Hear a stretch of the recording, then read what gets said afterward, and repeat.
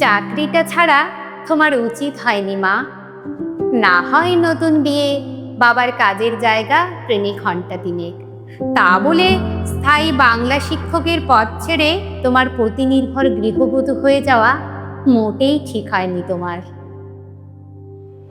মানছি সেটা 1967, মানছি তখন বাংলায় MA চাকরি সহজলভ্য, মানছি বিবাহিত মেয়েরা বেশি চাকরি করতেন না।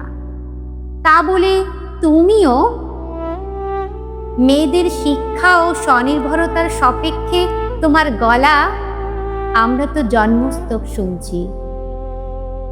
তুমি বলবে তোদের বাবা হাত পুড়িয়ে খেত কি করে, আর একটু হেসে যোগ করবে তারপর তুই এসে গেলি ওই দর্শী ছেলেকে সামলাতো কে? তুমি তো বাবার মতোই বিয়ের আগে রান্না জানতে না মা। যেভাবে হাত পুড়িয়ে ভাত পুড়িয়ে আর স্বপ্ন গুড়িয়ে শিখে নিয়েছিলে, তার 10 ভাগের 1 ভাগ শ্রমিকই বাবাও শিখতে পারতো না। আসলে তোমার বা বাবার ধারণাই ছিল না পুরুষ রাঁধতে পারে, নারী বর ছাড়া দূরে চাকরি করতে পারে। সন্তান পালন করতে মায়ের চাকরি ছাড়ার দরকার নেই। তোমার ওই গৃহবধূতে রূপান্তর আমরা দুভাই আজ যেখানে সেখানে এনে দিয়েছে। তুমি থাকলে ভয়ানক ধমকে বলতে, হেতেই তোমার তৃপ্তি। এই অভীষ্টই তোমার লক্ষ্য ছিল।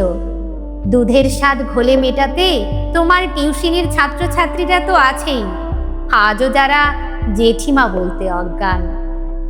মানছি মা, মানছি আজ আমরা হয়েছি তোমার ওই ত্যাগের জন্য।